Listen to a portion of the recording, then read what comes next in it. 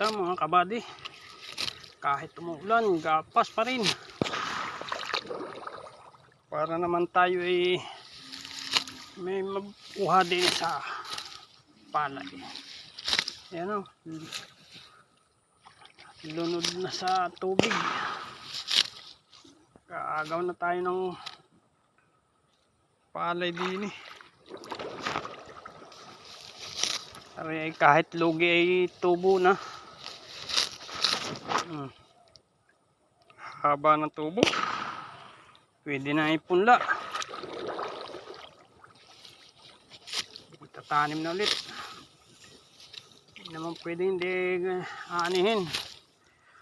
Bawi man lang yung sa binhi-binhi. Lugi na sa pagod. Ito ang buhay magsasaka.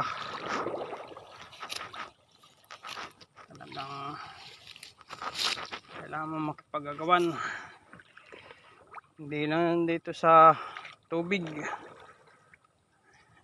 pati sa mga insekto, sa daga, sa mga ibon. Kailangan kalaban, kailangan mo makipag-agawan sa kanila para may makuha ka. Panay ng paputok ng buga ng kasama ko, naabot yung mga ibon.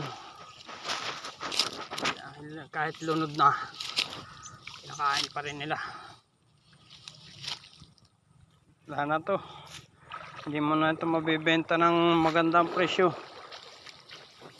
Baka nga hindi na rin mabili, mapait ng kanin. Pag binilad at ipabayo kana ito daig pang bangkalas, talaga mapait na, hindi mo naman maulaman ng masarap, walang pambili, kaya magtitiis ka sa tuyo. Magaling sa wala yung nilalaman sa sikmura. Ito ang buhay ng nagsasaka. Kaya shoutout do sa mga nakakutsi dyan na walang pakundangan sa pinaghihirapan ng magsasaka. Ganito po namin kinukuha yung palay sa tubigan para lahat ay may makain. Kaya kaunting respeto naman.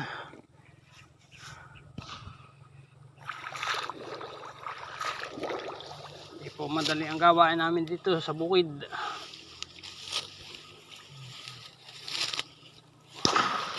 Hindi pa anhin, dumapa na ang palay, gawa ng bagyong uwan. Wala rin tigil ng kaulan, kaya ganari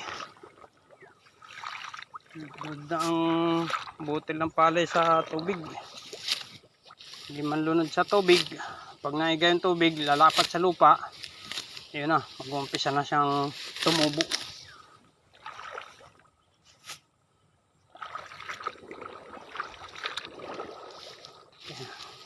Dito na lang yung aking video mga kabady. Maraming salamat. Paki-like and share na lang po sa lahat ng mga nais sumuporta ng aking video. Maraming salamat po.